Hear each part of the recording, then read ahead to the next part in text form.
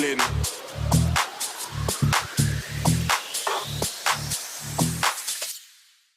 Atlanta,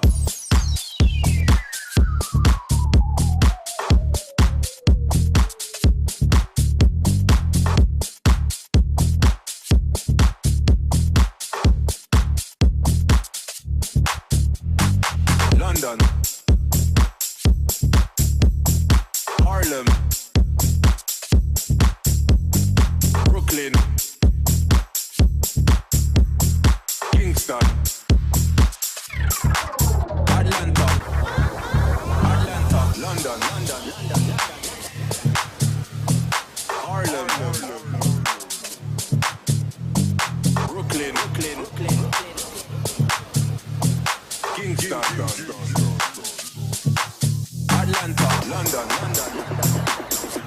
London, Harlem, Brooklyn, Kingston,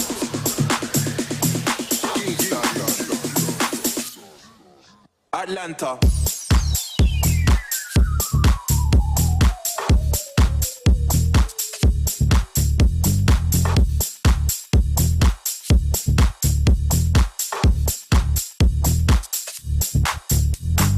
London, Harlem, Brooklyn, Kingston,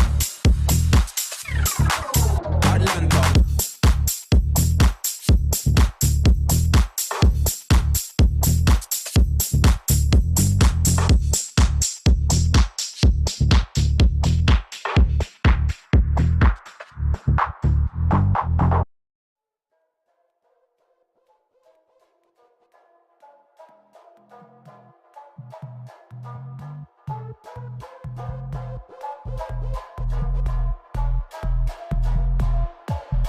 Work the bass.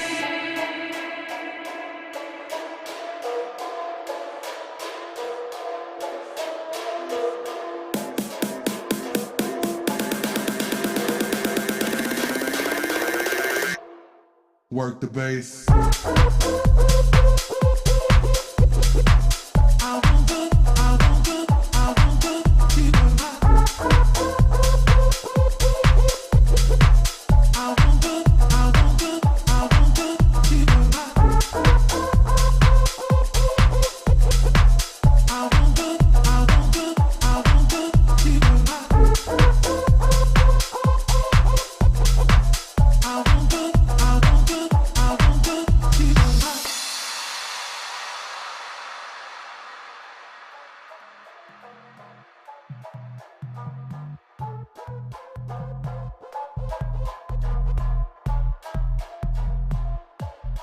Work the bass.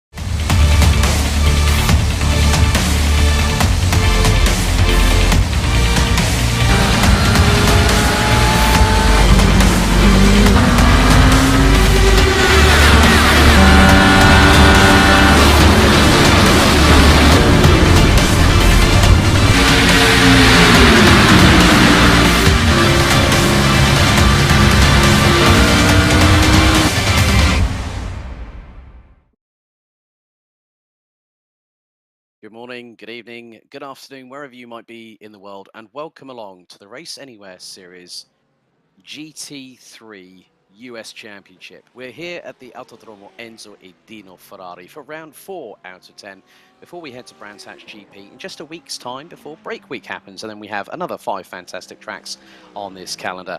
But this particular circuit here broke ground back in 1953 and has been in operation for the best part of nearly 7 decades.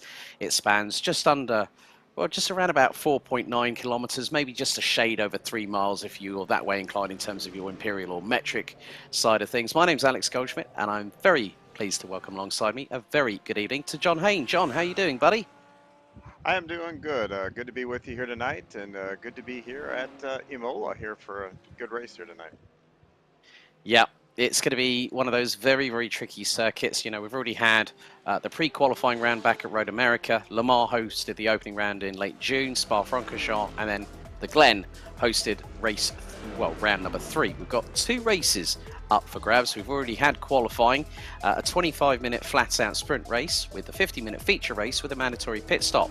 But then we have a full reverse grid. Looking into the pro standings, R.A.W.S leads the way by just 2 points ahead of Sean Campbell, with Jonathan Roulette rounding out the top 3. Alex Traber and Rhys Newburn complete the top 5 with the likes of Dean Timms, Chase Wilson, David Menino, and then we've got Jeremy Rest and Carl Boz rounding out the top 10, covered by 45 points. Heading into the AM class, it's Braden Melling and Fabian Ponce that are locked into battle. Don't count out the likes of Eric Kalaga and Michael J. Fowler, who round out the top 4, covered by just a measly 10 points. You add one more to that, you've got Jeff Carollo in 5th place, Matthew Plaisance, Stephen Martinez, James Hebb, Travis Kepler and Justin Delano round out the top 10 in the AM standings. So we're going to have quite a lot of action around this particular circuit. But John, this particular circuit is not only fast, but you've got heavy braking zones, very technical parts of the circuit, but plenty of overtaking opportunities here. And I'm sure we're going to see plenty of that between the Pro and the AM classes here tonight.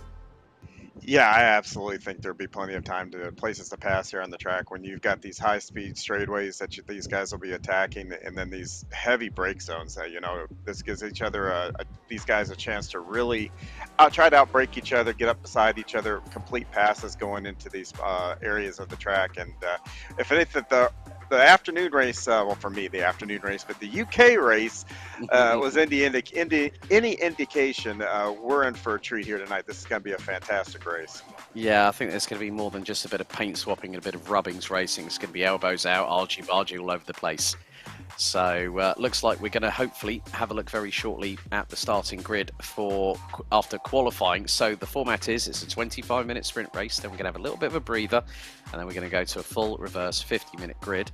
A big thank you also, as always, to our good friend Mr. David Christie, pushing all the buttons, giving us all the camera views and the replays as it happens. This broadcast brought to you by Sim Sport Solutions. And as you can see, the weather 18 degrees air, ambient, 55% humidity, a measly 1.5 mile an hour wind, and it's partially cloudy.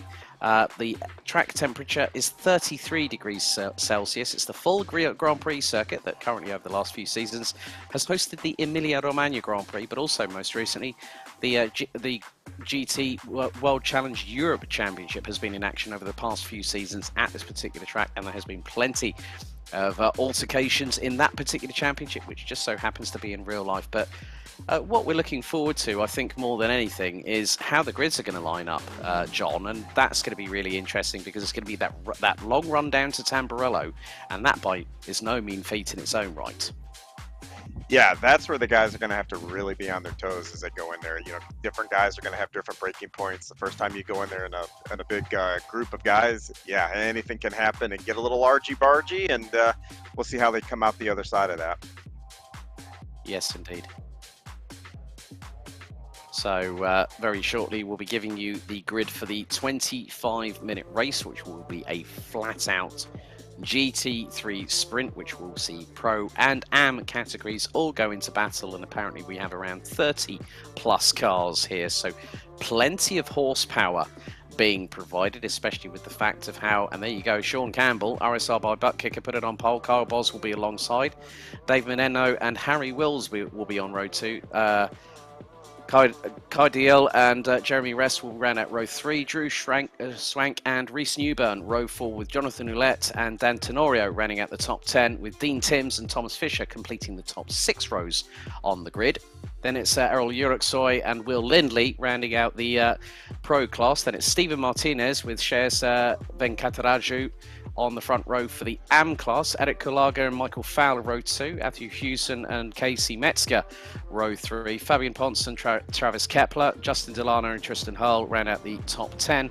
Andrew Hewitt and Michael Kalaga round out the top 12, followed by Matthew Plaisance, Jeff Carollo, John Casey, Carls Boschel, Daniel Florea, Braden Melling and Andrew Rasmussen rounding out what are going to be 19 cars I think we're going to be in for a real slam dunk here in terms of the race itself. The Porsche pace car is out on the circuit as we are getting ready, set, and Sean Campbell did a 1 minute 40.7, beat the rest of the field by a country mile as the pace car pulls into the pits.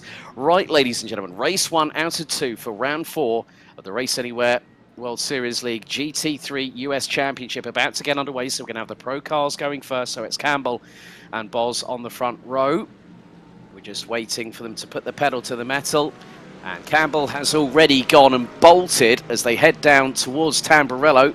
They go across the start-finish line. The red lights will be going out. And we're underway here at the first of 2 races as they head into Tamburello for the first time. Meneno and Boz going side by side through into Tamburello. That's 2 big hunks of a Falterbach machinery going side by side. But Sean Campbell already, John, has bolted away cleanly as they head down towards Villeneuve for the first time, but that has been a massive incident. Reese Newburn involved, I think Lindley involved, Fisher involved. There is one car limping on the right-hand side. Reese Newburn in the Celeritas sim racing car as Martinez leads the field, and the number 53 Ferrari, followed by a couple of Audis going through Tamburello, and they're going to catch up and probably pass a couple of these pro cars through that early exchange. Yeah, just as we expected, it was going to be a little argy-bargy going through here, and these guys are going to catch those wounded cars here pretty quickly, and hopefully they've got their heads up and looking up the road here so they make sure they can work their way around them here pretty easily. Yeah, so Martinez leads the field going through T7, which is Torza.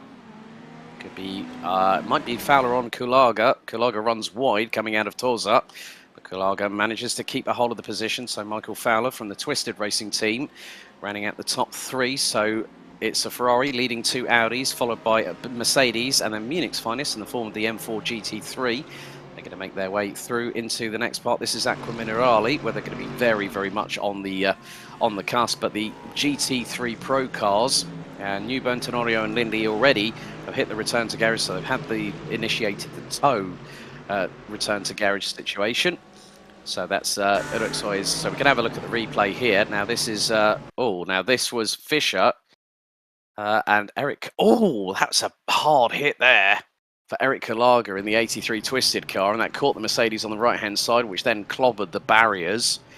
So, yeah, not a good sign for those 3 drivers. That's already going to put their championship hopes a bit further adrift as we're going to head into the... and a little bit more. That was Fisher having a little bit of a drama. The number 10 placed car, and that's the number 92 Audi. And was just moved out of the way for R.A.W.S. as, Harry Wills has just had a massive drama, and he was a bit further up the order. He's now dropped all the way down to the tail end Charlie of the field. So already this circuit has got a bit of a rate of attrition here, John. Yeah, and with these high speeds, it's pretty easy for these cars to exceed track limits, drop a tire. And when you drop a tire, especially in these cars, going the speeds are going, it's going to end up being a massive right there. You saw the back tire just barely get off that track and a massive shunt into the wall there. Yeah, Harry Wills was very, very lucky. I still remember seeing the World Series endurance race at Spa that I commentated on about 3 weeks ago. He was in an Audi, and it was at the 6 hours of Spa, and that car was skywards going over the bus stop chicane. So at least this time, all 4 wheels were on terra firma, but DL coming under fire from the likes of Villette and Swank, who were side by side going through the first part of Rivazza. One of them drifts a little bit wide. And Ouellette, all side by side, nearly rubbing panels with Drew Swank in the number 8, but the Canadian has got the inside line going down this mammoth style finish straight, which leads all the way from Rivazza down, this is known as Variante Bassa, this part here, and Swank looking towards the outside through into Tamburello. If you try and pull that move off, Swank, you're very, very lucky indeed, but Ouellette manages to keep it through at the moment and retains 6th position as they exit out of Tamburello. Yeah, these guys continue to follow each other nose to tail here, and you've got another braking zone coming up here, and another opportunity as I get to the end of this little straightaway after the Villeneuve curve here, and let's see if they can make a move and then make a pass here. Just wondering who that is in front. That's DL actually in front, so it's a 3-horse race, and it's 3 Mercedes battling over P5. as they go over the crest of the hill, down through into the left-hander here at Piratella. R.A.W.S looking up the inside of DL and gets through before they've even hit the apex. DL runs wide. That's going to be a bit of a difficult rejoin, and he keeps the place ahead of R.A.W.S. And now Swank looking for the inside line, going into the first part of Aqua Minerale. R.A.W.S keeps it pinned around the outside, a little bit of a panel rub between the pair. There's still nigh on rubbing panels going through the exit of Aqua Minerale and now into Variante Alta. But if Swank Lake breaks hard enough here, could get the run on R.A.W.S going into Variante Alta, but they're still going to keep it side by side. Incredible control by the pair of them. And just behind them is Dean Timms, the number 46, who's right on R.A.W.S back bumper. Yeah, incredible discipline by these drivers. You know, as a driver, when you're in that seat and you're right up on somebody like that, you want to try to outbrake them. You know, your instinct is to try to drive it in maybe a little bit deeper to get that braking advantage. But when you do that, you could lose the front end, and the next thing you know, you do what we've seen earlier happen. You drop a tire, you get offline, and all of a sudden you lose a couple of spots. So great discipline by these guys early on. Yeah, R.A.W.S getting very close to the rear bumper of Drew Swank in the number 8, firing it round the outside on the approach into Tamburello, but has to back out of it, slot in behind, wait for the next opportunity to get through some great onboard shots we were just seeing there from the in-car cockpit of R.A.W.S, the number 27 from Canada, and was looking again, this time into Villeneuve, right on the back bumper, and Swank has just gone exit stage left and backwards into the barriers. I think there might have been a little bit of a touch between them on that particular occasion. Might have just been one of those unfortunate bump to runs there, so to speak, John. Yeah, and as you see, oh yeah, definitely use the bumper there a little bit, and oh, that's a massive shunt into the wall there. And I can promise you Drew Swank is not happy right now, but he's going to have to kind of regain his composure and get back out there and have at it. There's another race coming up after this, and he's got a chance to recover and still get some points here tonight. Yeah, and this is actually after the incident as well. He's pulled the car off. That's off of Toza, and the car goes straight on into the barriers, nose end in. I think that could be a bit of terminal damage there for Drew Swank. We've already had Dan Tenorio, Will Lindley, and Andrew Hewitt out of the race. And this is quite funny, though, that Thomas Fisher, Prince of crashing into Eric Kulaga. That is, do you know what? That is absolutely brilliant, where they just go, well, yeah, it seems like they might be a bit of a magnet to each other. We now turn our attention to Andrew Hewson, who's currently running in the number 40 BMW. Now, this is, if memory serves me correctly, this will be the AM category, so battling the car just up ahead. That is Eric Kulaga in the number 66, so it is Audi versus BMW, Ingolstadt versus Munich. And Hewson trying to get a good run coming down the hill here. Now, this is on the approach in towards the double left-hander here at Rivarza. Gets a good purchase, takes a little bit of a slightly wider run using the runoff area, as long as they're 2 wheels within track limits. For those wondering about incident limits in terms of this championship itself, the first incident limit will be 17x before a drive-through penalty issued, and then every 5x, and no disqualification limit will be set. Race 2, there's going to be a 25x first incident limit before a drive-through penalty is issued, then every 5x. No DQ limit will be set. So the more times that you hit that 5x after the initial first incident limit, the more you're at strife of dropping down the order there, John. Yeah, and you know, getting those incident limits, that doesn't mean that's contact with another car. We've talked about it a lot here early on. You can drop a tire and get a 1x here. So these guys have got to stay disciplined and keep the car on the track. You're dropping tires, that adds up after a little bit of time, and next thing you know, you're having to do a drive-through, and that's definitely going to hurt your race. Oh, Matthew Plaisance having a bit of a moment there, and that was very close to the barriers. So now what is going to be the number 9 Ferrari dropping down outside of the top 11. Now this is coming through Villeneuve, loses the back end, putting down the power. Car's completely sideways. Well, at least the main thing is he avoided the barrier, held it very well, but does not want to be doing his best Ryan Turk impersonation right there. Yeah, that looked like he actually carried a little bit too much speed going into that section right there, and kind of lost that back end when he had to turn the wheel one way and then another. Now we got one up over the curb, and well, I tell you, not a bad stunt driving there. He gets it turned around and keeps it going. He was doing a Travis Pastrana impersonation. Absolutely. Dave Menemo, I think, right there in the number 3 Mercedes, based out of Illinois. John Casey in the number 78 Ferrari, looking very racy, trying to close in That is on Daniel Florea in the number 20 just up ahead, and in front of them they've got Andrew Rasmussen in the number 12 McLaren with a good old Gulf Racing liveried colours on there. Kepler's not too far ahead either in terms of the number 81, running at the top 13 as they file their way through in towards R.A.W.S. And Casey's got Charles Boschold not too far behind the Mercedes AMG.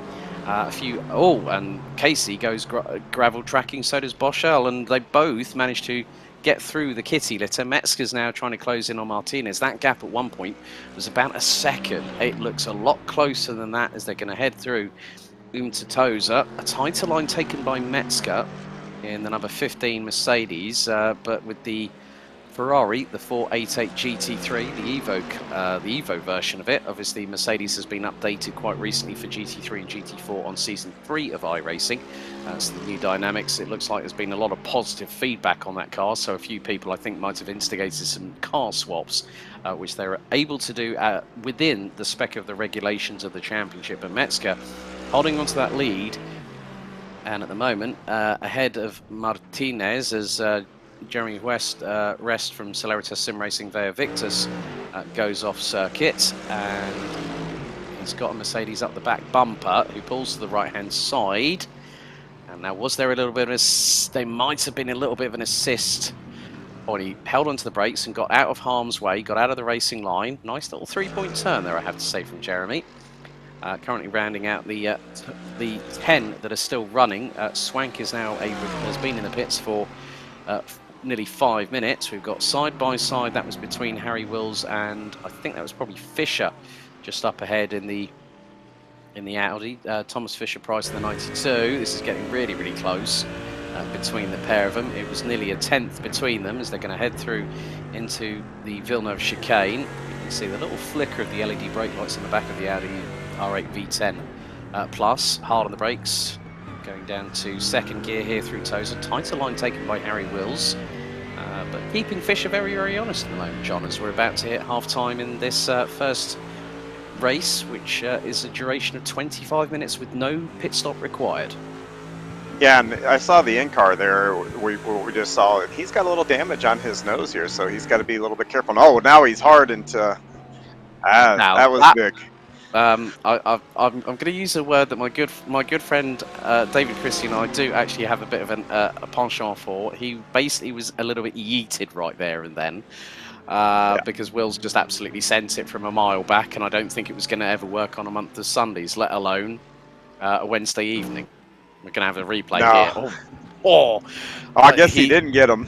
No, he didn't. He was close. He was close, but no cigar right there. But still had the presence of mind to carry the momentum through, despite going through the kitty litter. But he still kept Fisher very, very honest. It's like Dan Tenorio has actually rejoined the race after nearly 10.5 minutes in pit road. But this is where the closing speeds really come in down the Variante Bassa here, down the main start-finish straight. And Wills has got a good run here on Fisher. Is he going to have the opportunity of maybe getting past the Audi going through into Tamburello? Wills pulls to the outside, thinks better of it, waits to see if Fisher makes an unforced error, because when you're under that amount of pressure, it can sometimes happen. Now through the left-hander, Wills is literally bump drafting him, looking for the inside line. Now going down into Villeneuve. Fisher keeps it pinned to the outside, cuts across the front of the Mercedes. That was neatly done by Fisher, well defended. Yeah, and one of the things that's also really hard when you have this much pressure on you, you're looking in that rearview mirror, and we got one off there as they go by them, but yeah, you're looking in that rearview mirror, and if you're looking up at the wrong time and you miss your braking point by 5-10 feet, next thing you know, you drop a tire, and we've seen what happens when that happens, or you can just get offline, and that's going to open the door and you're going to lose the spot. So a lot going on when you've got that much pressure with somebody behind you. Yeah, there was definitely a Ferrari off track as Will's very, very close, but not close enough to cause any damage to the back bumper of Thomas Fisher Prince and Thomas Fisher. Keep on saying Prince because he's put the Prince of crashing into Eric Gallagher, which is going to be, I think, a running joke until the end of the championship come round 10.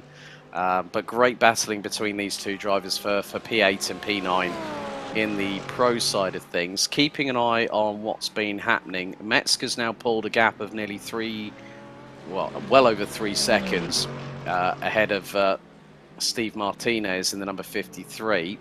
There was a Ferrari that we did see off track, which I've just seen come into shot, that is about to be lapped, or that is about to be overtaken by the current leader. And this was actually Andrew Hewitt in the number 7 from HRL.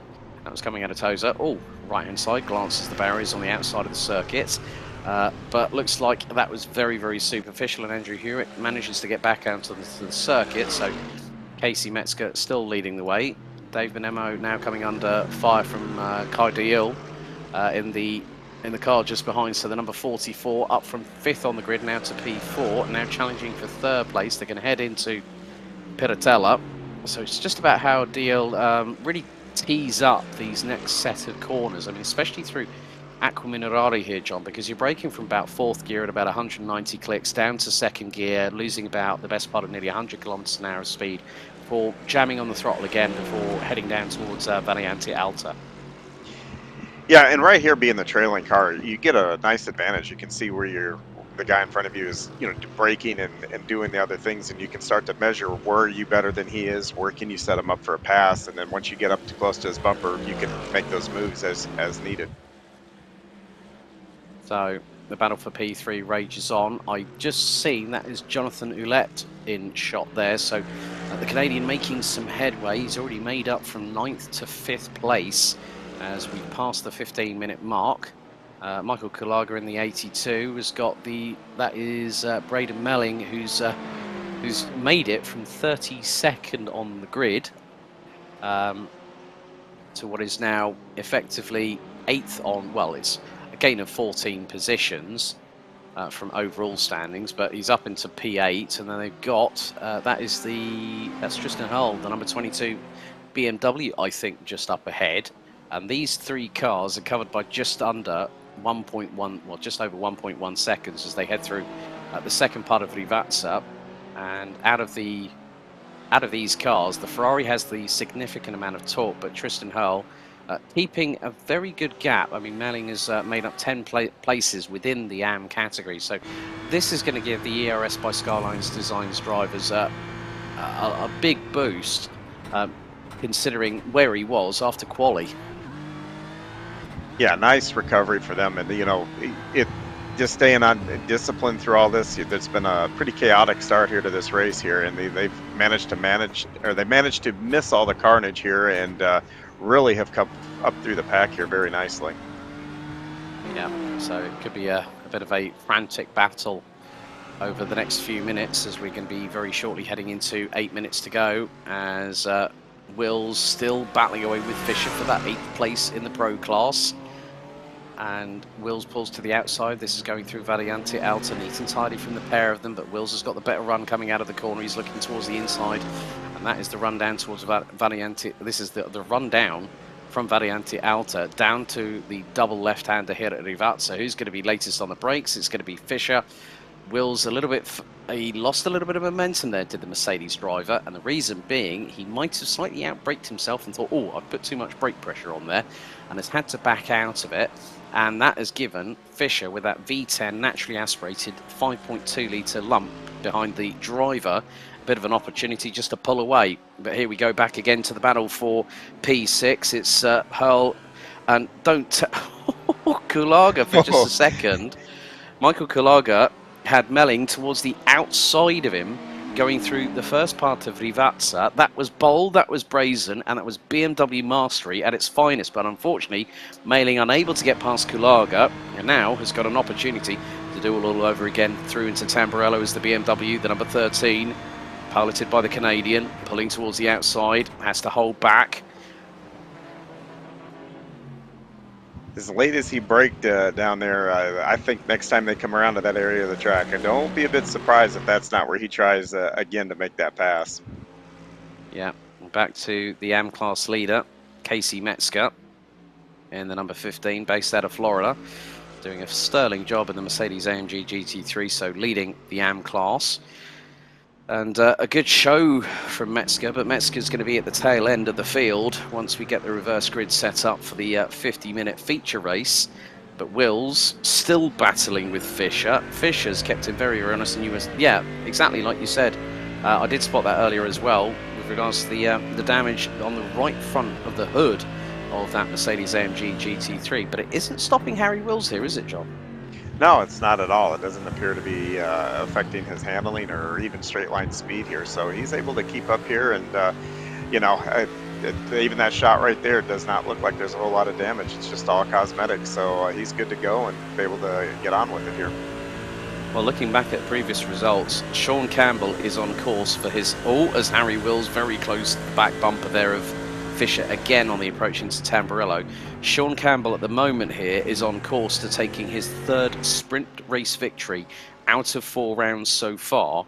So he took one at the season opener at the first round of the championship, which was at Le Mans, and then one at the Glen in the feature race. So good work for him so far. Justin Delano has been at the sharper end of the grid, but it's Fabian Ponce that won the opening sprint race at Le Mans earlier on in the season, with quite a few other drivers. Tristan Hurt took a victory at round 2. Casey Metzger was the sprint race winner at round 3 last time out at the Glen. But Harry Wills is just absolutely hell-bent because we've only got just under 5 minutes to go. Jonathan Ouellette and Dave Menemno still battling away over this P3 battle at the moment. And there's Kai DL not too far adrift. I mean, DL's about probably 3 or so tenths of a second away from that battle. Harry Wills still trying to get past.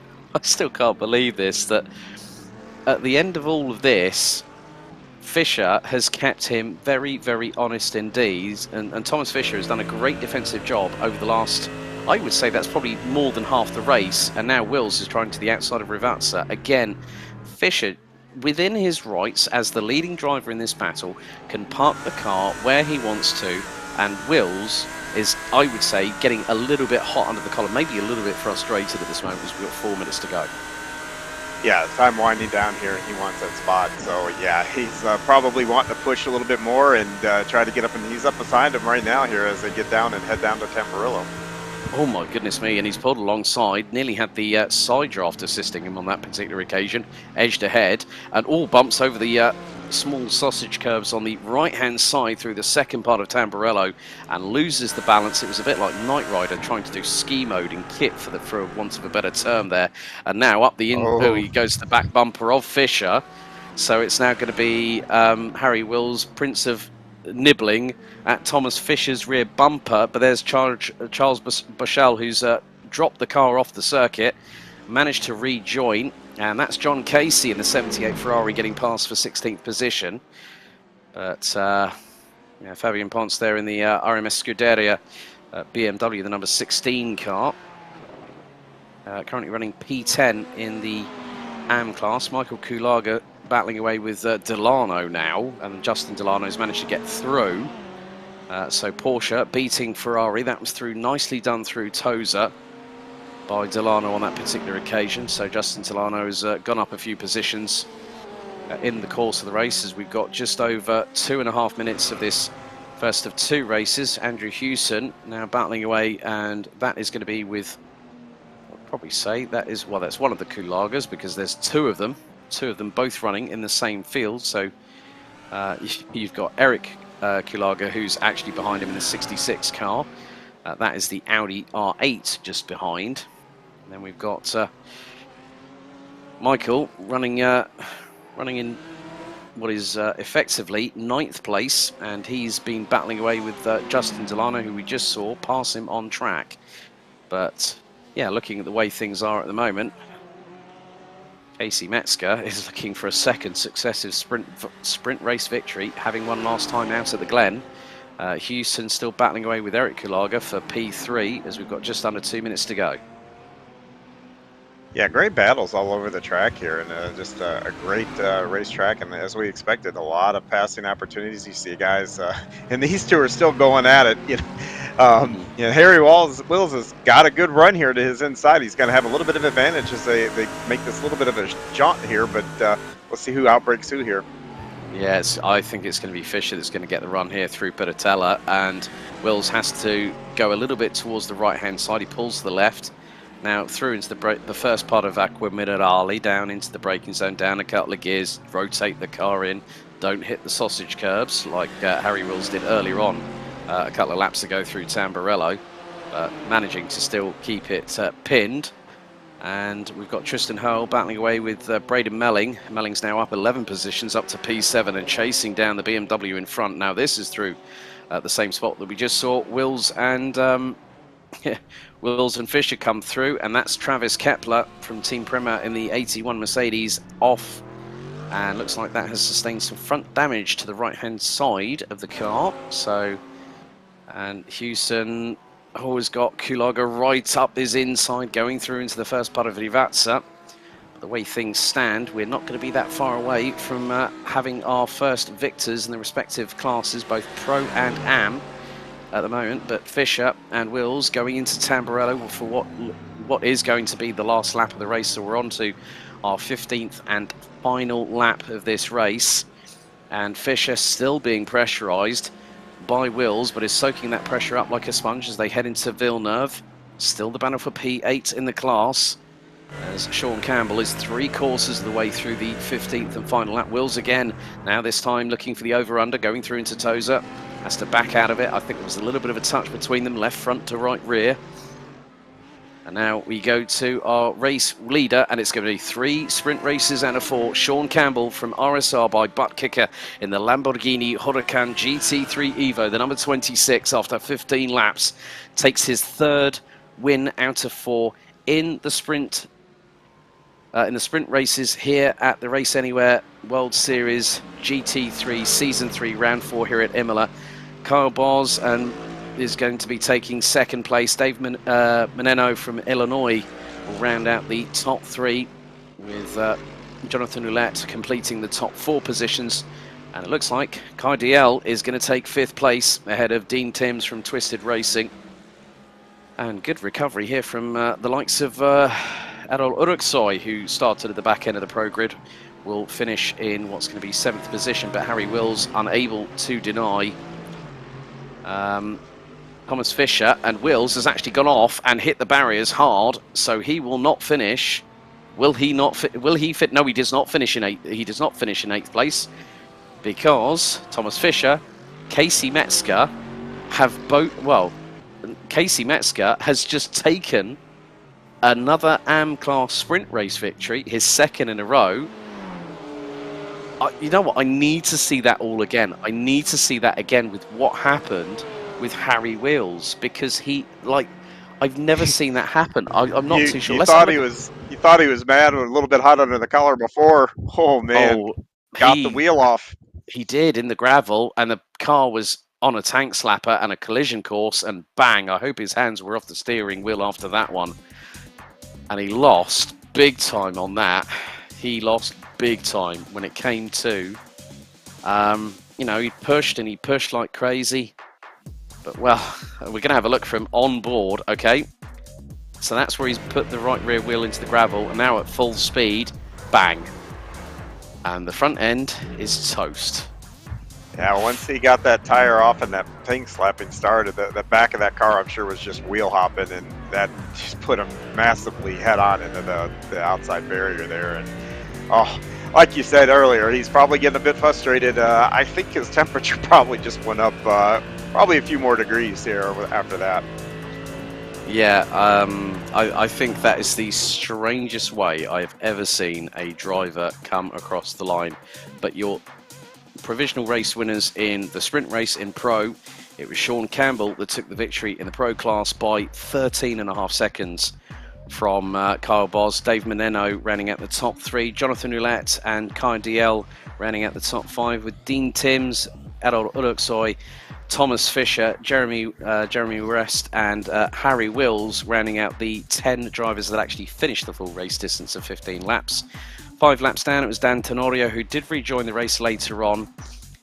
Drew Swank, Will Lindley and Reece Newburn, unfortunately not making it to the full race distance of 15 laps.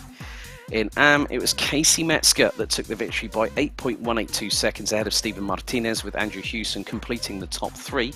Eric Kulaga pipping Michael Fowler by the best part of 6.2 seconds at the checkered, took 4th, with Justin Delano, Michael Kulaga, Fabian Ponce and Jeff Carollo rounding at the top 9. Matthew Plaisance and Andrew Rasmussen running at the top 11 with Braden Melling and Tristan Hull completing the 13 strong. Travis Kepler, John Casey, Shreyas Kataraju, Daniel Florea and Charles Bushell ending up a lap down off of the eventual race winner, with Andrew Hewitt retiring with 7 laps to go, so retiring on lap number 8. Well, that was a pretty exciting first race, wasn't it, John? Yeah, I think we enjoyed it. Fantastic, close racing, like we kind of expected. We saw a lot of guys trying to outbreak each other. We saw a lot of guys trying to push just a little too much, dropping those tires and creating some excitement. Hey, we get to do it again, and this time for twice as long, so can't wait to get on with it. Yep, so coming up next here on the Race Anywhere World Series GT3 season round 4 here at the Autodromo Enzo e Dino Ferrari at Imola. We're going to go to a brief commercial break. We'll be right back after these messages.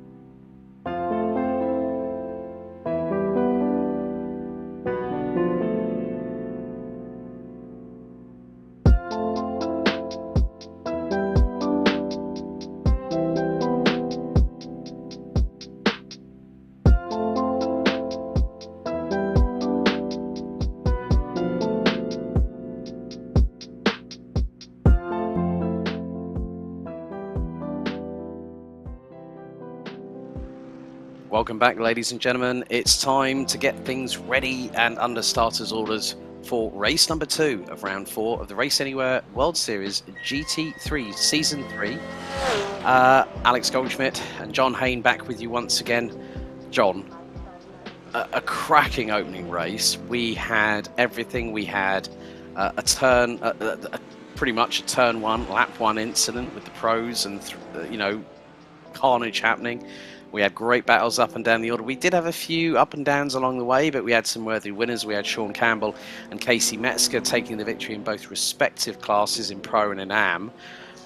But this race is going to be a little bit different. 50 minutes, full reverse grid. Track temperature has actually increased to 40 degrees, so whether the tyres are going to come into this, I mean, obviously they're not going to last the full distance in terms of the fuel, but there is a mandatory pit stop, so that's going to really throw the strategy at amongst the pigeons, wouldn't it? Yeah, absolutely. And getting in on and off pit road and making sure everything goes smoothly. You don't want to lose any time on track by making a mistake on pit road here. So, yeah, it's going to be another wrinkle in a pretty diverse race, and like you said, it had a little bit of everything. We saw a big pile up there at the beginning, and it saw a lot of passing, a lot of really good, hard-fought battles throughout the race here. And I tell you, 50 minutes, twice as long. I expect nothing less than what we saw earlier, but just get to see it a little bit longer. Yeah, well, unfortunately, Kai DL is not going to be joining. I've just seen in the drivers' chat on the Discord that Kai, thanks to Braden Melling for saying to this, that Kai will not be joining race 2. His power's gone out of his place, so that's going to be one driver that we're not going to be having, so we'll be down to effectively 32 competitors. That's a real shame for Kai DL, who managed to get a really, really good score in the sprint race, but the feature race is anyone's guess what's going to happen. I think the good thing, there's also been some banter between Thomas Fisher, the prince of colliding with Eric Kalaga, as he puts on his iRacing description for this particular broadcast, which has brought laughs to both mine and John's respective vocal cords this evening, the amount of times that we've seen it. Also interesting that we saw a picture of why Harry Wills was struggling. The top camber on the front right wheel of that Mercedes, he was struggling like a good, and it was actually inverted to the point where you could have probably seen that kind of camber on maybe a Repco Australian Supercars beast, and that was what he was struggling with all race. So whether that might have had something to do with the pressure that he was putting on Thomas Fisher, but also the fact that he had that massive tank slapper and he hit the barriers on the outside of the start-finish straight when he was still running in P9 and lost a couple of positions and lost a small amount of points, which has meant that provisionally he's now 12 points behind Sean Campbell in the Pro Class standings because Sean has now taken his 3rd sprint race victory out of the opening 4 rounds out of 10. Yeah, and the amount of tow that had been knocked out of that car, the camber there, you know, man, that had to make, I would have to think the left-handers really, really difficult with the way that wheel was tilted. And for me, the last time I seen a wheel tilted like that was actually on one of my dirt cars, when, you know, driving a super late model. That's where you see that kind of tow, and you don't want it on one of these cars. And, you know, you got to take his hat off. He really was able to drive clean for the most part, and able to keep pace there, and I'm sure he had his hands full, but now he's going to have a brand new car, and he's going to have a pretty good starting spot here, I do believe, after that trouble. So it'll be neat to see what he does here in this main race here.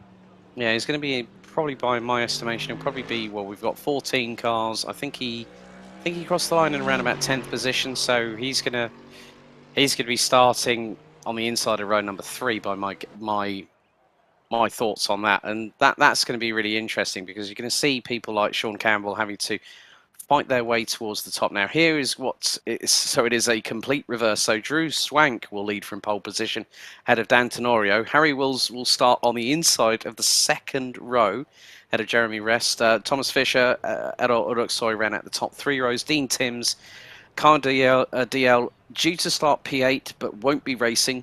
Jonathan Ouellette will be alongside Dave Meneno, who will be on the 5th row of the grid. Kyle Boss and Sean Campbell rounding out the top 6 rows. And we've got Will Lindley and Reese Newburn. Then it's Andrew Hewitt and Charles Bushell on the front row of the AM class. Daniel Florea and Shez Kataraju on row 2. John Casey, Travis Kepler, row 3. Tristan Hull and Braden Melling, row 4. Andrew Rasmussen and Matthew Plaisance, row 5. Jeff Carollo and Fabian Ponce on row 6. Row 7, it's going to be Michael Calaga and Justin Delano, Michael Fowler, Eric Calaga, Andrew Hewson, Stephen Martinez and Casey Metzger bringing up the rear of the field.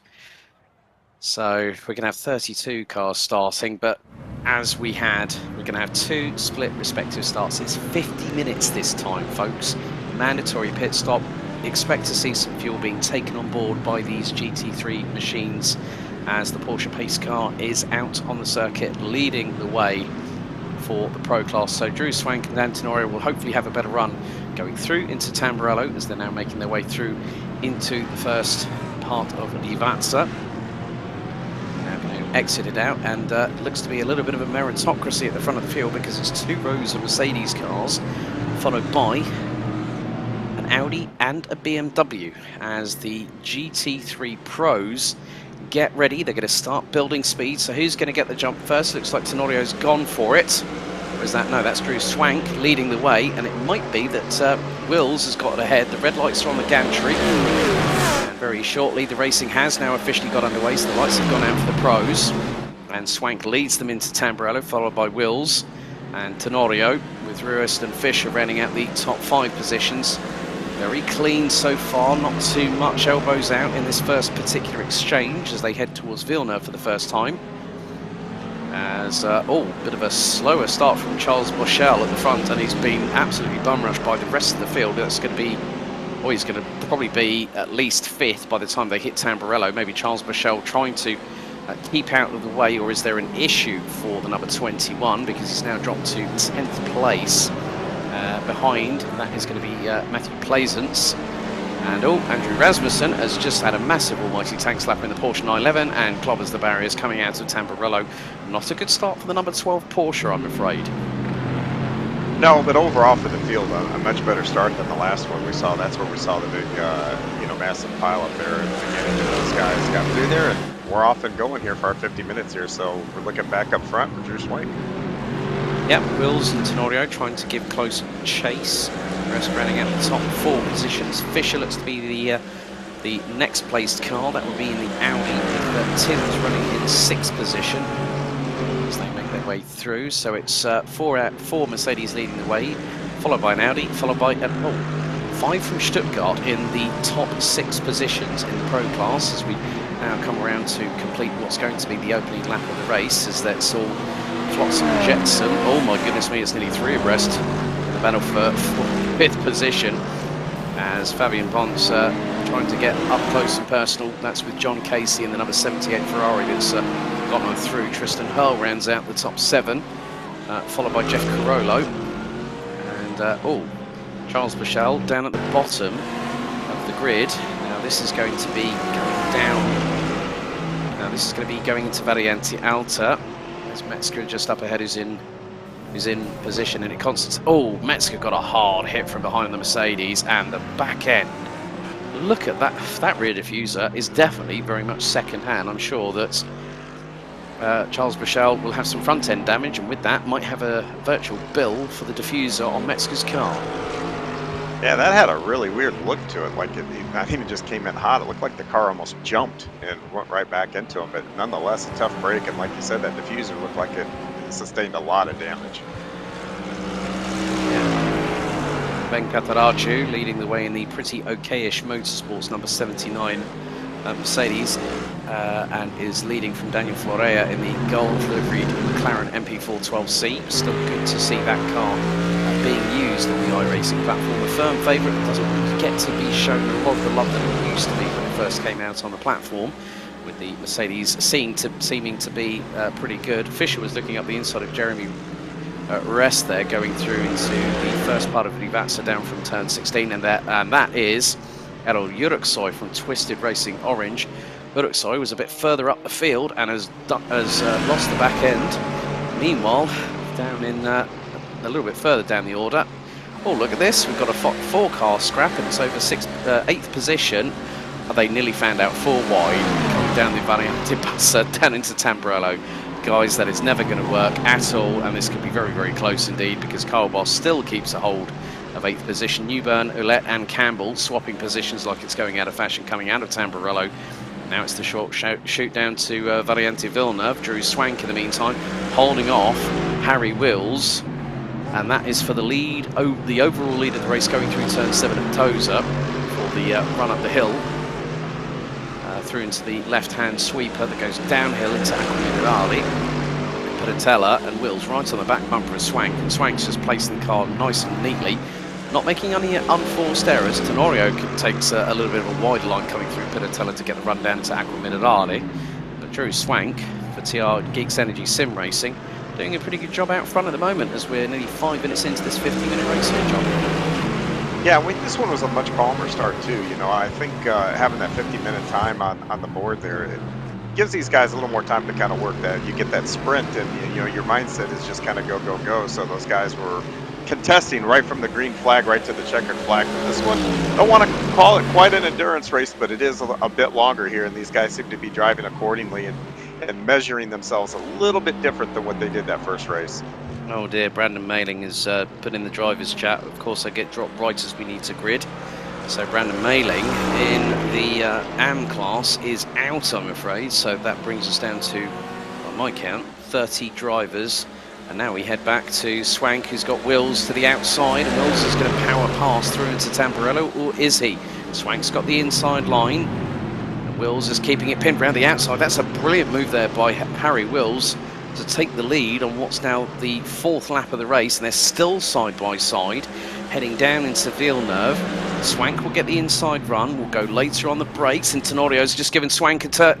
Oh, Swank's gone hard into the barriers, and Tenorio outbraked himself, I think, a little bit there, and Swank just unfortunately, and has just hit the tow button, so that's a return to garage for Drew Swank, who up until that point was doing a great job, great spatial awareness. We're going to see a replay. This is on board from the back bumper of Drew Swank. So there's a little tap from Wills. No, that was Tenorio. You can just see it was the slightest touch, and on a rear-wheel drive car, that is going to send you hard into the barriers, and Swank can't control, keeps it pinned straight forward, and the left front takes an almighty whack, and I'm sure that the camber on that one is going to be exactly the same as Harry Wills' car, like it was on the right front in race 1. Yeah, and the big thing there is when he got that tap, he had that wheel turned, and anytime you have your wheel turned and you get any kind of bump, those cars will just come right around on you. He did a good job not going all the way around, but unfortunately took a massive shot. So with just over 6.5 minutes completed, we're about to complete lap number 4 overall.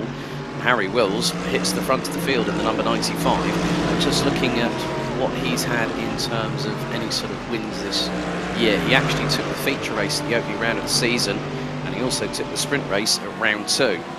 As Travis Kepler trying to battle away with Daniel Florea in the McLaren MP412C. This is the battle for second position. Rasheas Venkataraju is about nearly 5 seconds up the road, and Wills has just had a massive moment, and Tenorio is closing in. Tenorio looking towards the inside. There's Kyle Boz, who's all the way down in 12th position. You can have a look at the replay here. So Wills going through into Tambora.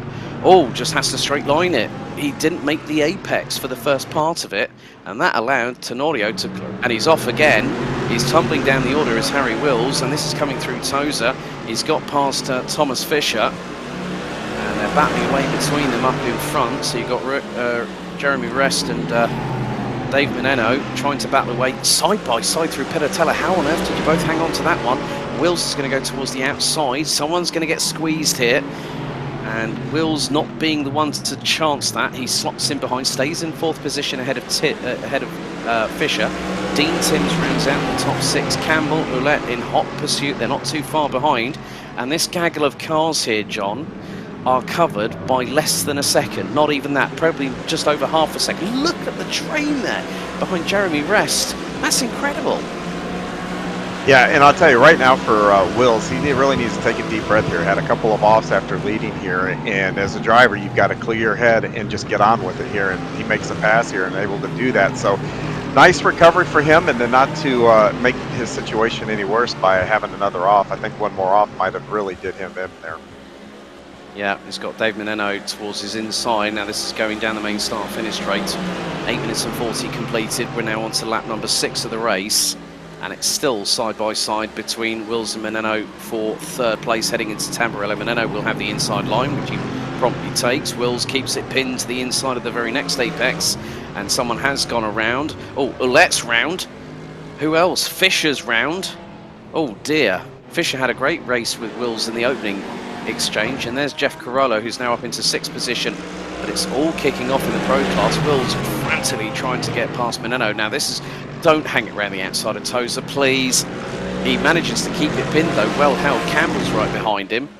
And Sean Campbell has flown his way up the order in the pro class whilst everyone has been losing their heads. Newburn's down to 11th. Ouellette all the way down to 12th position. And this is, that's brave there from Harry Wills. And Meneno still battling away into Aqua Minerale. Campbell's got the ringside seat, and that Lamborghini can pounce at a moment's notice.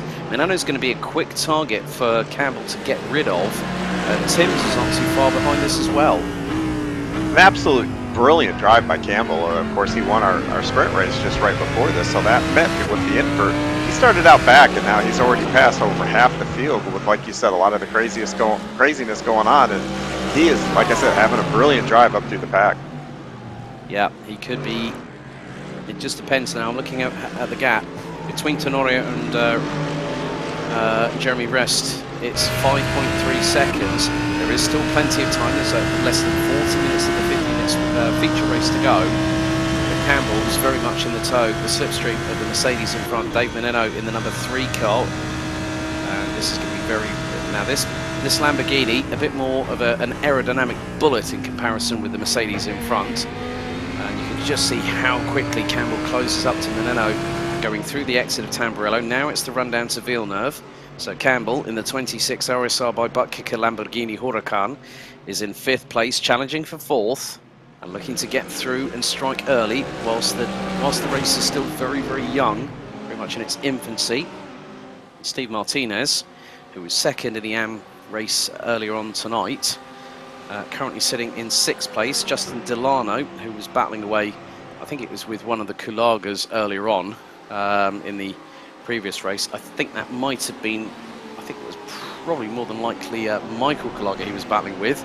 Oh, as Tristan Hull has just, well, hurled it off track, pardon the pun there. That BMW went straight on I don't think Tristan had any. Well, I'm not too sure if there was a problem there for Tristan Hull, but he's lost a couple of places in the meantime. But Campbell getting audacious, trying to put the pressure on Meneno on that particular part of the circuit at Variante Alta. Meneno still keeps a hold of the place, so Campbell denied thus far. Yeah, these guys are really pushing each other, even though it's early in the race here. But we're seeing a lot of simple mistakes here that's really costing guys here early on here. And they're going to have to kind of regroup and get back at it and try to shake it off and move on and get on with it. Yeah, also, when the pit stop window opens for these, well, when these drivers decide to take a pit stop, you know, I think maybe Campbell might be on a bit more of an aggressive strategy. If he's light-fueled the car in comparison with the rest of the opposition, looking at his lap times, he's running in the 1 minute, well, his best lap time so far looks to be possibly the quickest of anybody, 1 minute 41.34, as he looked up the inside through the first part of Tamburello there on Dave Meneno. Now coming through Tamburello, he's right on the back bumper, now heading into Villeneuve. Will Campbell go late on brakes? No, he slots it back in behind the Mercedes, lets off the throttle, then hits the brakes before going through into Villeneuve. And again, he's looking everywhere he can to put Meneno under so much pressure, but the Mercedes driver, as Campbell runs wide coming through Tosa, does that give him a run and an opportunity? That's got him side by side with the Mercedes as they're going to head down towards Pitatella. And Campbell, has he made it through? Oh, he's just about made it through, and he's got round the outside. He's kept it still 2 wheels within track limits, and Campbell's through for 4th. Brilliant move there by the Lamborghini. Yeah, he continues to have a brilliant drive. Again, you know, coming from the back after the win he had earlier. And yeah, he's now knocking on the door to get a podium here. And I don't think he's done just maybe getting on the podium. I think he wants to stand at the top of the podium here before this time limit runs out. Well, he hasn't won a feature race yet. He's come close, though, at rounds 1 and 3. Jeremy R.A.W.S has got Harry Wills right with him, and that's the battle for P2. So cars 24 and 95 embroiled in this all-out war for second position on the circuit, whereas Tenorio is about 5.5 seconds up the road. So whilst these two are battling, it's going to allow Tenorio to scarper away into the distance, but also give an opportunity for Campbell and Meneno to chase them down, and there is a car off the circuit. Oh dear, Jeff Carollo, the number 52 Lamborghini. We had Neil Wills saying, let's go Corolla, because his name sounds like Corolla. Are you trying to make out that Jeff is a bit of a Toyota fan, Neil, are you, by any chance? With that little quip in the YouTube chat, that's the first comment we've had all night, and at least someone has decided to put something in there. But Harry Wills has got past Jeremy R.A.W.S and now can start chasing down Tenorio. Yeah, and these guys continue to go, but I tell you, you know, I got a feeling Wills has got to know where Campbell has come from, and probably that's where his sense of urgency has come up. He knows that Campbell is coming up through the pack and doing it quickly, and I got a feeling he's now going to try to check out a little bit. He's got clear track in front of him. Campbell now is going to try to make quick work of R.A.W.S, though, and if he can do that, we'll see if he can track down Wills here. Yeah, I'm just wondering what's going on in the AM class at the moment, because a lot of the focus so far has been on the Pro class, where we've had such great action at the minute. And at the moment, I think it is still Shreyas Venkataraju who is leading the way. Get this, by 13 seconds ahead of Daniel Florea. Travis Kepler, Fabian Ponce and Steve Martinez, they ran out the top 5. Just keeping an eye on where, well, Casey Metzger hasn't had a great run. So it looks like he's not going to have an opportunity to win the race. Yeah, he's all the way down in stone dead last, and that car has been in pit road for just over 8 minutes and 20. So Casey Metzger hoping for a possible double this evening. That looks to be fallen by the wayside rather rapidly, but the way that Sean Campbell, who's now just under 2 tenths behind, well, he's actually ahead of Jeremy R.A.W.S now. He's about 1 3/4 seconds behind Harry Wills in the battle for P2. Harry Wills has just set the fastest lap of the race.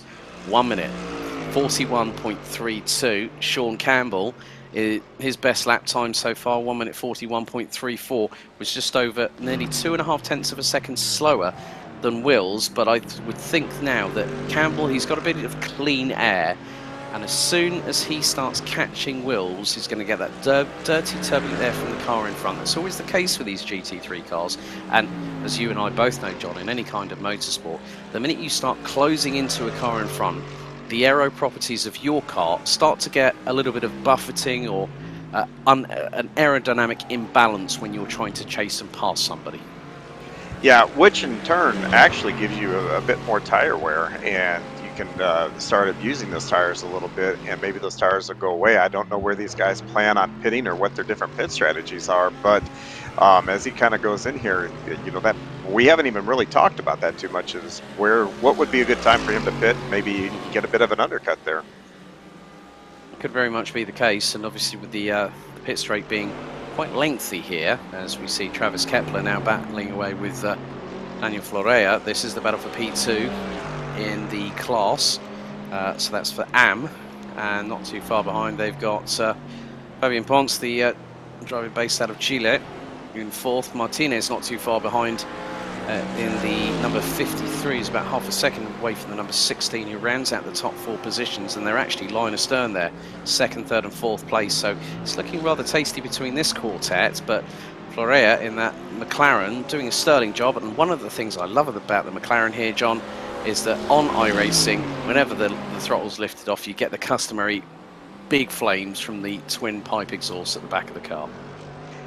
Yeah, that's one of my favorite things about driving these things. You follow somebody around, you see the nice flames come out, and that was a touch that I think iRacing just added actually not too long ago. So kudos to them, and definitely adds a little bit to the submersion for the guys out on the track here. So we're just a couple of moments away from hitting the 20-minute mark. So nearly 2/5 of the race completed. Kepler still trying to close on in on Florea as they go through out of Tamburello. Now down the short run to Variante Villeneuve.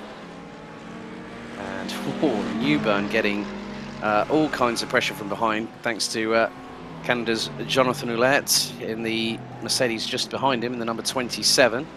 Thomas Fisher rounding out the 12 strong pro cars that are still running. So unfortunately, no Kai DL and also Drew Swank. We lost on the early stages of lap number 4, and I think called it time, so the damage on that car would have been significantly terminal. So we've not had such a big attrition rate as we had in the first race, because everyone was going hell for leather, elbows out, argy-bargy. But we seem to have a bit more of a controlled, I wouldn't call it processional, because the strategies that we'll see unfold probably, I would say, in the next 10 to 15 minutes, so when we hit the half-hour mark, as Travis Kepler has a little bit of a wobble coming out of, I think that looked to be Variante Alta, and it nearly gave Fabian Ponce the opportunity. Looks like R.A.W.S has had a massive moment off track in the number 63, so I'm wondering what's going on with him at the moment. And he's dropped down the order like a proverbial stone and has ended up at the back end of the pro class down in 12th position. But Travis Kepler at the moment still holding on to P3 in the AM class. Yeah, and Alex, what? Oh, Rasmussen's just, yeah, Rasmussen is the first driver to jump into the pits. And I think Michael Fowler might have just jumped in as well. Yeah, both in the pit, both into pit road of those two cars. So Rasmussen has been, yeah, they're both taking on fuel. So I'd imagine they might put in about 15 or, yeah, 14 seconds worth of fuel going into the number 12 of Rasmussen.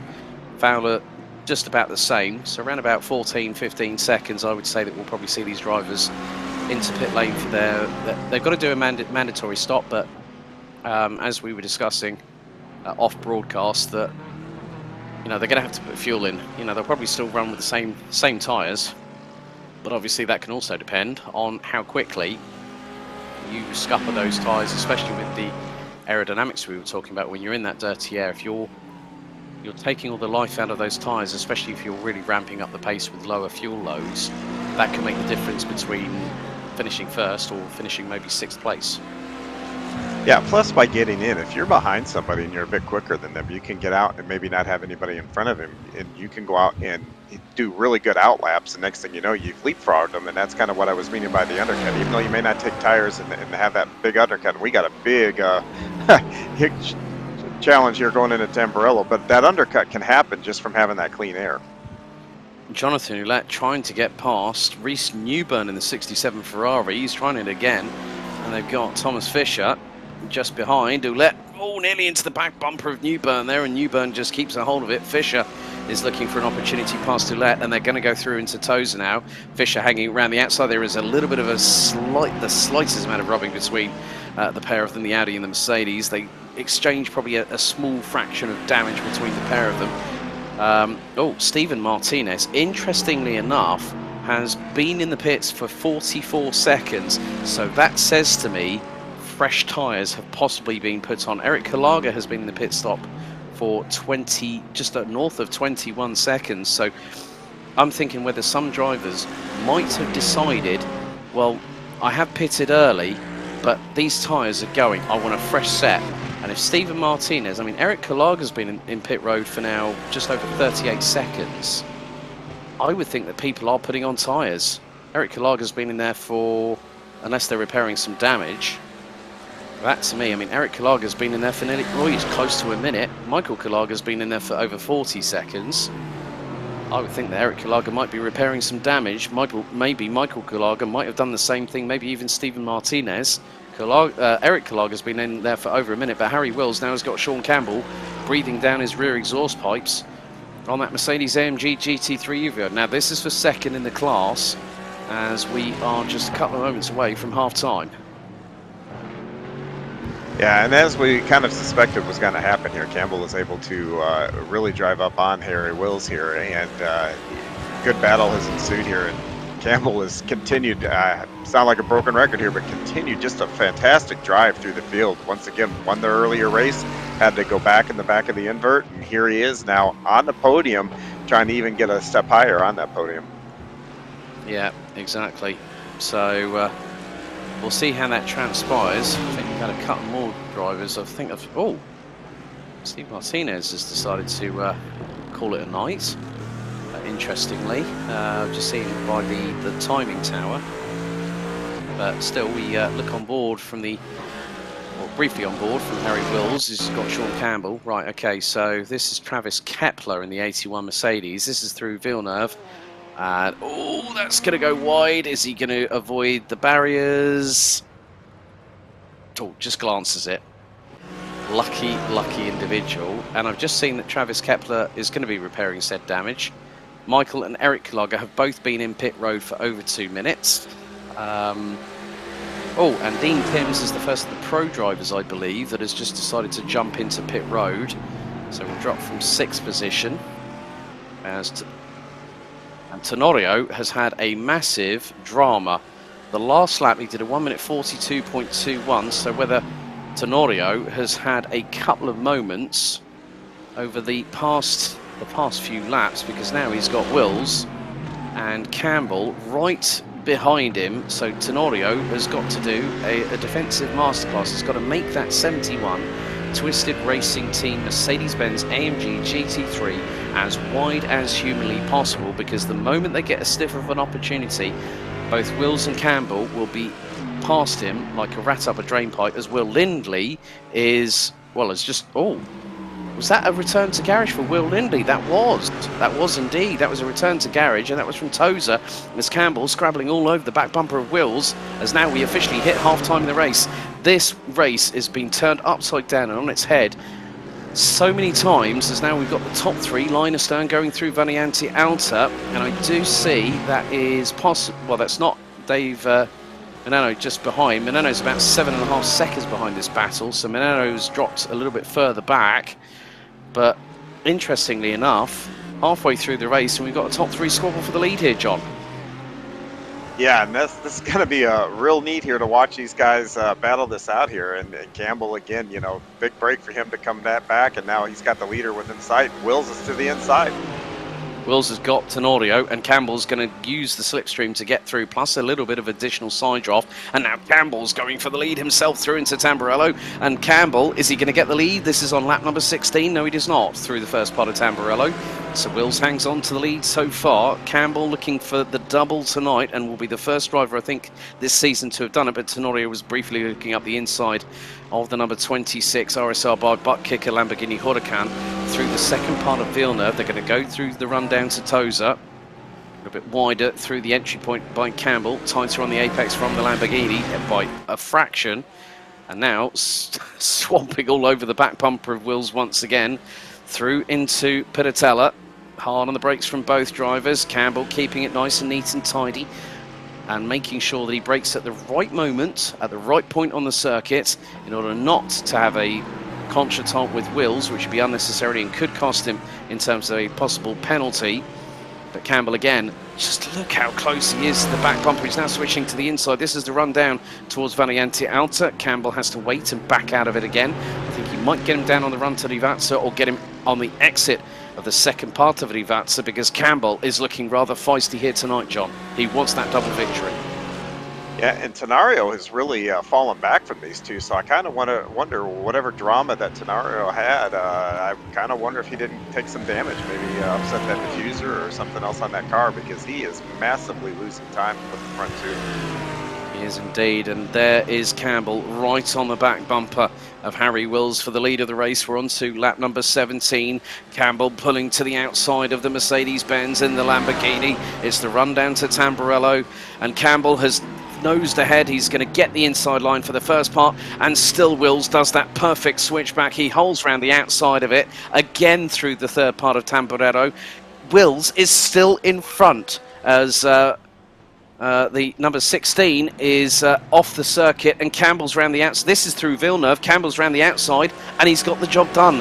Great exchange between the two as they go through the run down to Tosa. Campbell hits the apex, dead on a sixpence, and that's it. He's got the lead on lap number 17.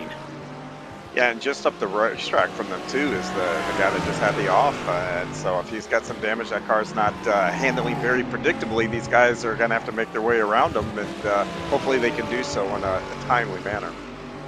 Yeah, Thomas Fisher in the pits, Daniel Florea and Andrew Houston from AM in the pits now, as we're less than a couple of minutes away from hitting 30 out of 50 minutes completed.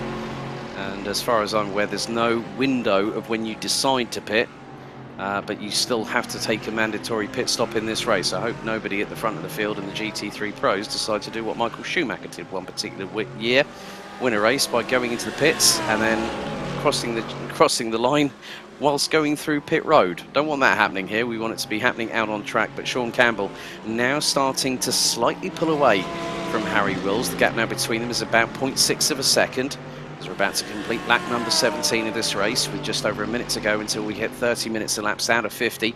More cars coming down pit road, and Daniel Florea has spent 26.3 seconds in pit lane. Michael Fowler was in there for just under 14.5 seconds. Andrew Hewitt has been in there for just over 21 seconds. Jonathan Ouellette battling away. This is with R.A.W.S Newburn in the number 67 Ferrari. This is the battle for P6. And there's Sheisa Venkataraju, who is not going down pit lane, still leading the AM class after what's going to be 17 laps of racing. And at the moment, well, look at this from previous, okay? Was not with us at round 1. Took points in the sprint race at round 2. Didn't finish in the feature, and took the feature victory last time out at round 3 at the Glen. So Venkataraju could be doing the double in terms of round 3 and round 4, winning the feature race, because the number 79 from Pretty Okayish Motorsports has done a sterling job so far at the front of the field, has led from lights out so far. Yeah, and that's a good job by him. Another massive drive by a brilliant drive by another driver here. You know, to be up front at this point, that means that you probably haven't put any tires wrong. That means you've kept the car on the racetrack and not made too many mistakes. And that's basically how you get the lead here and keep the lead at this point, with a lot of carnage that we've seen. But the second one's been a little less so than the first, for sure, though. Indeed, and the gap between, well, we're going back to, what is it, the battle between R.A.W.S Newburn in the Celeritas Sim Racing number 67 Ferrari, ahead of Jonathan Ouellette, the Canadian driver, in the number 27 Mercedes. Gap between them is just over 0.5 of a second, as we are heading into, what is it going to be? That's going to be just over 19 minutes to go, as Sean Campbell has just lit the fires in that Lamborghini Huracan here. John, he's just put in the fastest lap of the race, 1 minute 40.64. Harry Wills, who's just over 6.5 tenths behind, has just put in a personal best as well, a 1 minute 40. 5.72. Lap times are coming down.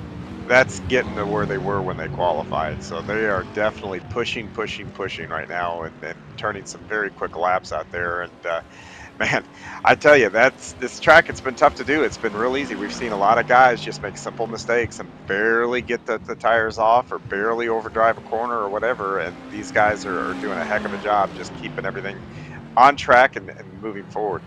Yeah, just looking at what we've got at the moment, I mean, quite a few drivers have yet to pit. That includes the top 7 in the Pro class, rounded out by Jonathan Ouellette, the leader in AM, R.A.W.S. Venkataraju, yet to pit, and is currently actually running a genuine P8 overall, leading the AM class by a considerable margin. R.A.W.S. also one of the other drivers in the Pro class yet to pit. Justin Delano yet to pit.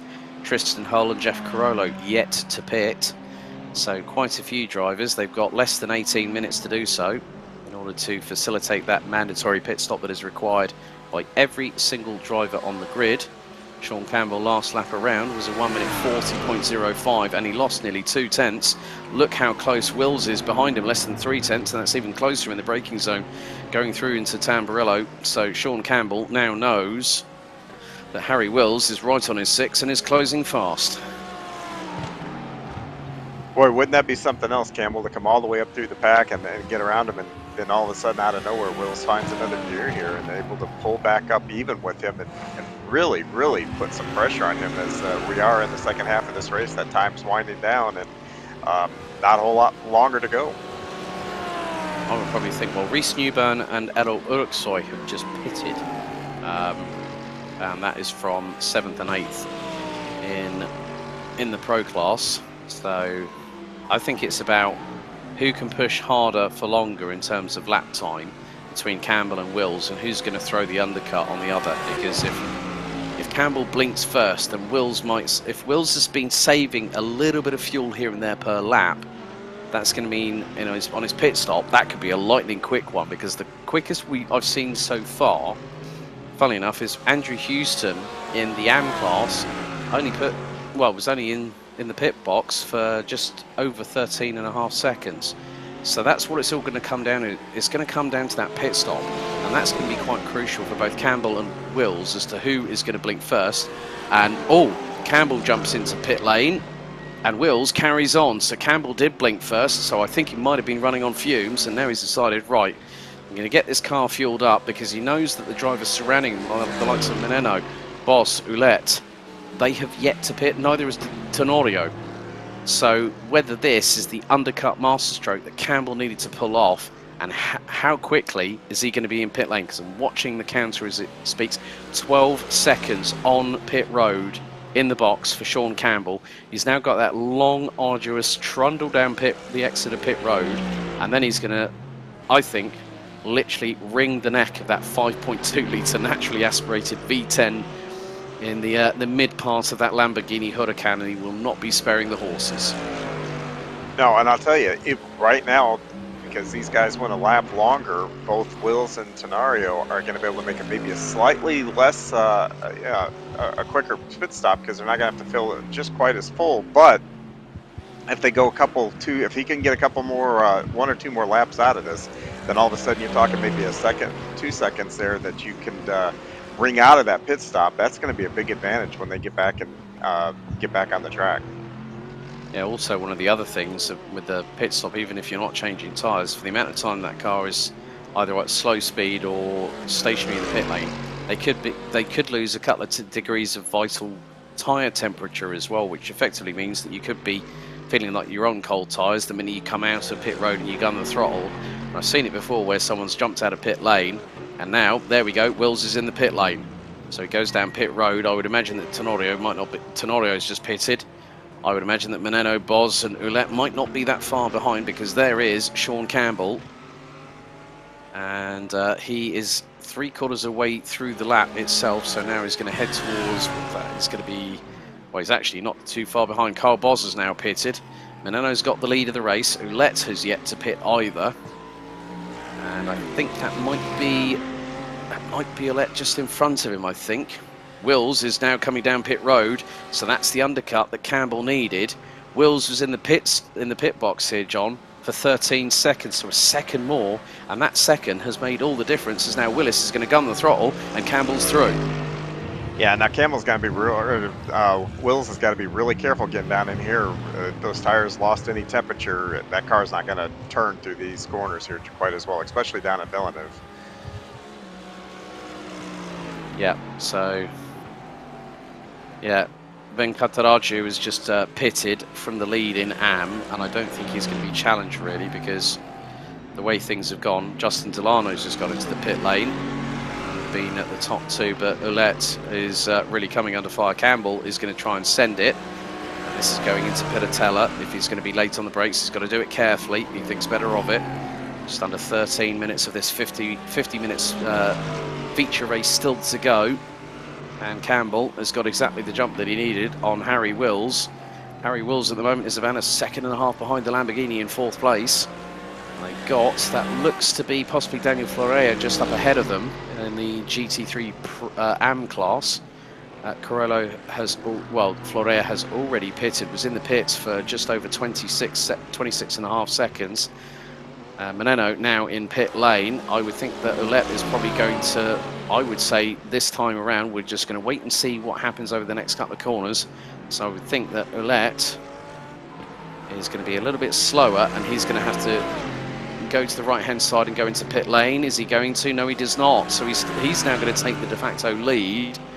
So Ouellette is possibly taking this strategy as far as he can, but Campbell's right on his back bumper, pulls to the left-hand side, and now with 12 minutes to go, Campbell, is he going to get the run through into Tamburello? He does, and he just slips by Ouellette as if Ouellette's standing still.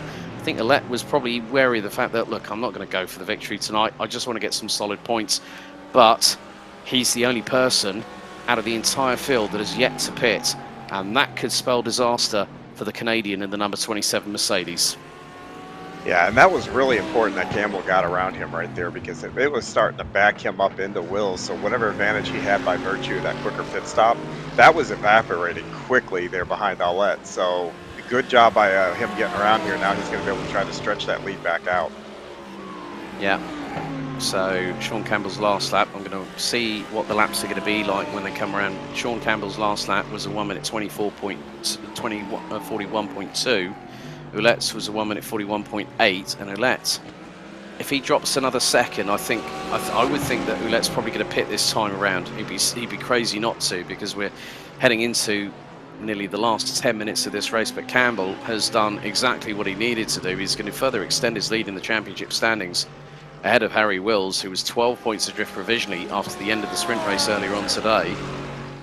And Campbell has got a clear gap. It's 6/10 between him and Ouellette, and when you look back to Wills, well, that gap's now extended to the best part of 1.8 seconds between what could be first and second position. Ouellette now peels into pit road, so let's see how long he stays in the pit lane, because Tenorio was 14 seconds in the pit lane, Meneno was 12 seconds, Carl Boss was nearly 13 seconds, so Ouellette very shortly will be stopping in his pit box and then take on a brief amount of fuel, whether it's going to be less than what everyone else has done, because we've had pit stops in the 12-second barrier. And Ouellette has dropped all the way down to 6th position.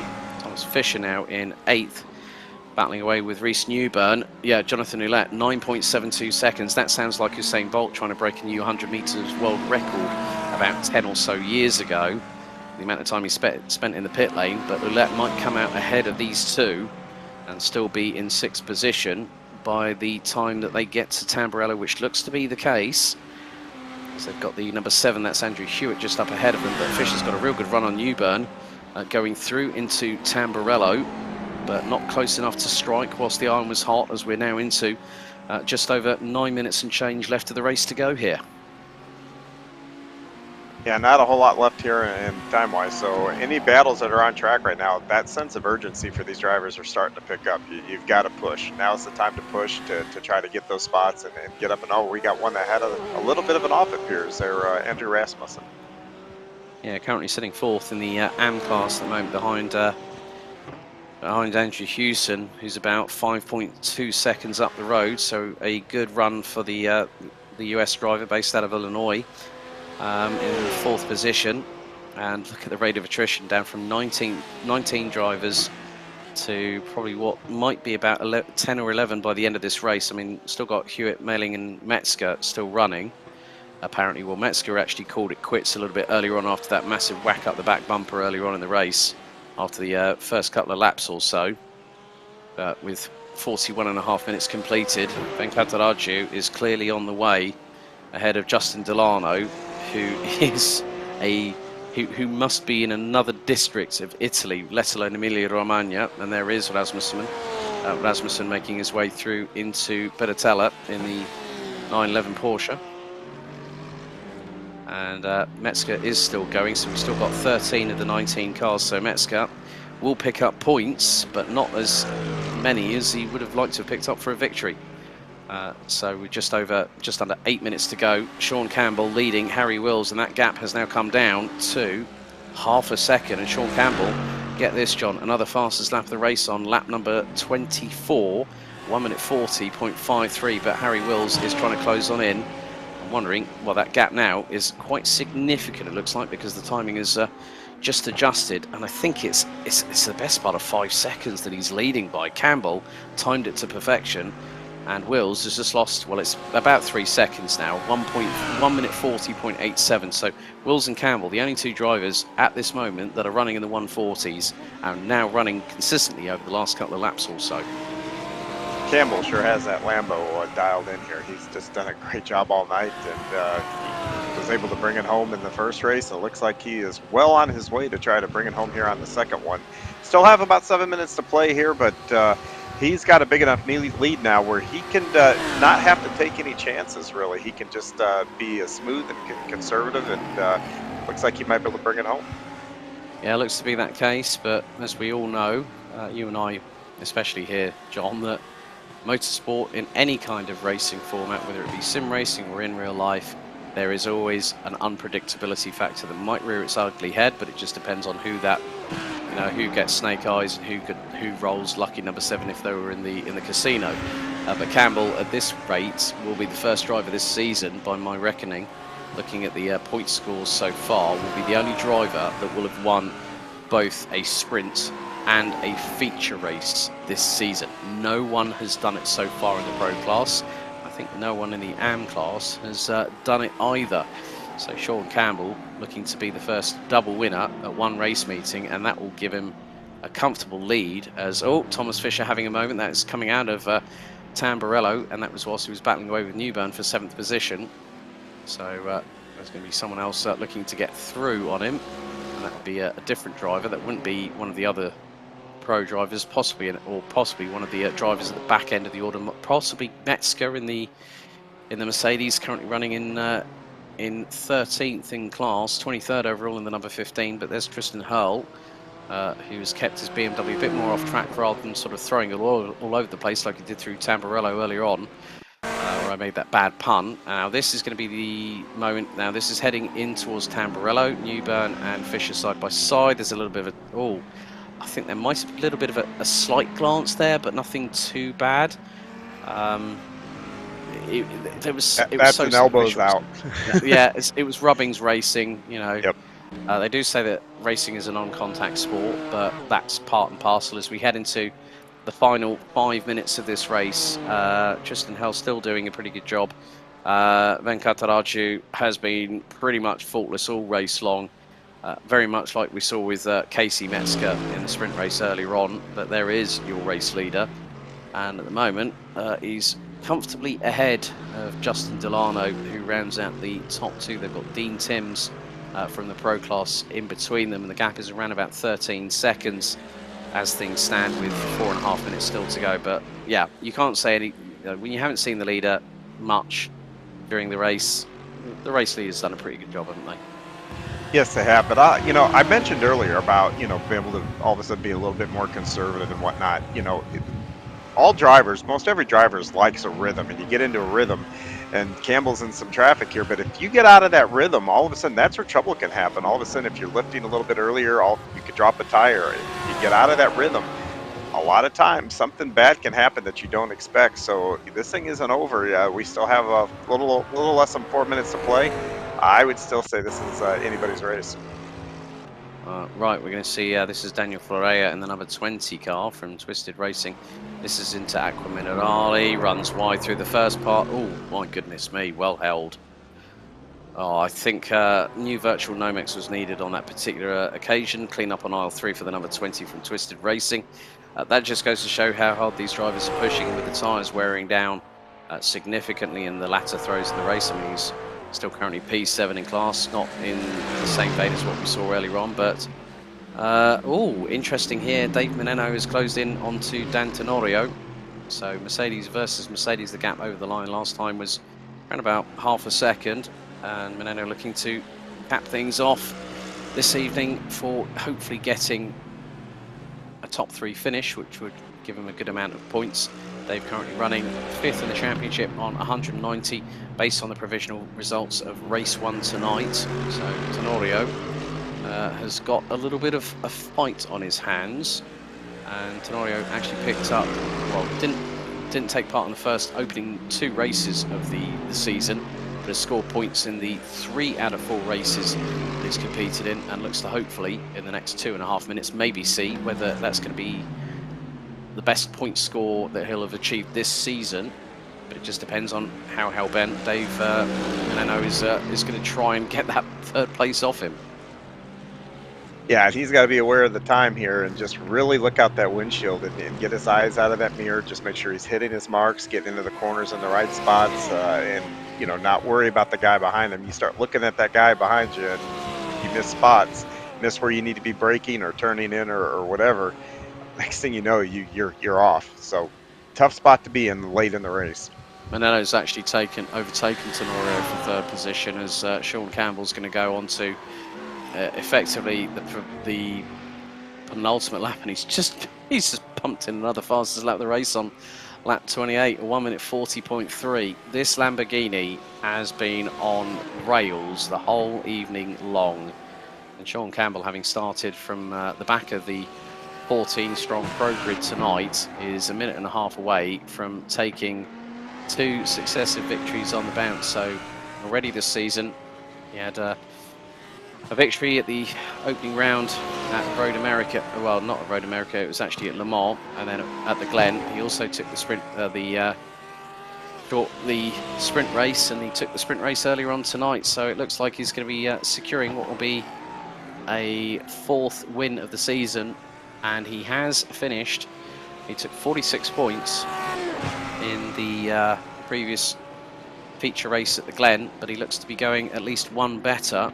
And yeah, we're coming into the final 45 seconds of the race, and he's not too far from starting what will be the 30th and final lap of this race. So by the end of things, it will be just shy of about 62 or so miles that will have completed from lights out to checkered flag. And I'm sure that when we speak to Sean Campbell very, very soon after this race has been completed, as now with about 20 seconds to go, he's going to cross the line for the penultimate time. Right, final lap for Sean Campbell. What a race it's been for him so far, and what an evening it's been for him so far, John. Yeah, I was about to say, what an evening it's been when you can double them up like that and bring home 2 wins and a massive haul in points there. That's a good evening here, but he's still got a little over a half a track here to go here. So he's just got to keep that car on the blacktop, and he's going to complete what would be a dream evening back to back. Indeed. What can you say about Sean Campbell? He's been basically untouchable in Ferrari's backyard. He's brought the raging bull along to the party, and that's been the deciding factor. The car has been absolutely faultless. He's driven the perfect 2 races and will extend his championship lead over Harry Wills, probably by at least, I would say, another 4 points at the very, very least, depending on obviously how the provisional results will stand. Any protest will be going in by any drivers, and they have a window in which to do so. Sean Campbell making his way out of Aqua Minerale for the 30th and final time, not including getting things underway through Variante Alta, bumping over the curbs nice and neatly, not taking too much momentum out of the momentum that the speed out of the carrying through, but down the hill through turn 16, 2 more corners to go. First part of Rivazza negotiated nice and neatly, run it a little bit wide, And through out of the final corner, it's going to be 2 for 2 tonight, and a further extension in the championship lead. RSL by butt kickers. Sean Campbell becomes the first double winner of the Race Anywhere World Series League GT3 series. Here at round 4, Harry Wills will be keeping his title rival very, very honest indeed, finishing in second position in the Mercedes. Dave Menano from Illinois will round out the top 3. Dave D'Antonorio from Twisted Racing will complete the top 4 positions. Reese Newburn will finish in the 67 Celeritas sim racing car in 6th, behind Kyle Boz, who rounds out the top 5. Thomas Fisher from Vulture Motorsports, the number 92 Audi, will very soon also be crossing the line. But it's Shreyas Venkattaraju in the number 79, pretty okayish Motorsports Mercedes AMG GT3 Evo, that makes his way through into Variante Alta for what's going to be the final time. It's 2 different winners tonight. It was Casey Metzger in the sprint race. It's going to be Shreyas Venkattaraju that makes his way down through in towards Rivazza, hard on the brakes, into the final double left. And that is going to be that for this particular encounter here at Imola, as we wrap up proceedings here for round 4 of the 10-round championship. And there we go. The number 79 takes the checkered by a convincing margin, and it's going to be the best part of nearly 14 seconds ahead of Justin Delano in the number 38 car. Andrew Rasmussen will round out the top 4 behind Andrew Hewson in the number 40. A good drive by the number 12 in the Porsche. And there is Daniel Florea, who finishes in P7. So that really wraps up everything here. But, I mean, John, your thoughts on what's been... you know, we had a really, really good race. I mean, Sean Campbell winning it by 12 seconds from Harry Wills, and Dave Menano completing the top 3. I mean, we had some great racing in both classes tonight, didn't we? Yeah, we absolutely did. I know that the difference there at the end, like you said, was pretty significant, but that really didn't tell the story. This was close racing throughout the race. Both those guys, Wills had some drama early on, and Campbell obviously winning earlier than having to come back from the back here. So both those guys, kudos to them. They were able to bring it home in some good finishes. But yeah, just a fantastic night, and just it was a pleasure to watch, that's for sure. Yeah, rounding out the top 5, it was D'Antonorio and Kyle Boz in the pro class, with Reese Newburn, Thomas Fisher, Jonathan Ouellette, Ado Yuroksoy, Dean Timms, Jeremy Rest, Will Lindley, Drew Swank, and Cardiel with the latter in the 44, unfortunately unable to make it to the grid due to a power cut in his locality. Looking back at AM, it was 14.7 seconds, the winning margin for Shreyas Venkattaraju in the number 79 Mercedes, ahead of Justin Delano, with Andrew Hewson, Andrew Rasmussen, and Jeff Carollo rounding out the top 5. The top 4 finishing on the lead lap. Michael Fowler, Daniel Florea, Tristan Hurl, Fabian Ponce, and John Casey rounding out the top 10. Andrew Hewitt and Braden Melling and Casey Metzger rounded out the finishers in the 19-strong grid, with Travis Kepler, Steve Martinez, Eric Kulaga, Michael Kulaga, Charles Boschel, and Matthew Plaisance, unfortunately not making it the full distance of the race. I mean, John, just really your final thoughts here before we call time on tonight's broadcast here of the Race Anywhere World Series here at Imola. Well, I think it's going to be exciting as we go into that break and then come out of there with a nice close points battle. These guys are going to really continue this. I would be a bit surprised if these titles aren't decided until the very last week, maybe even the very last race. Indeed. Well, that's it from us here at the Race Anywhere World Series. Myself, Alex Goldschmidt, and John Hay being your commentators for tonight. Join us in a week's time as we head to the Garden of England, to the iconic Brands Hatch Grand Prix circuit for Race 5, which brings us nicely into the halfway point before break week. So we'll see you next time. Thank you for watching, and a very good evening.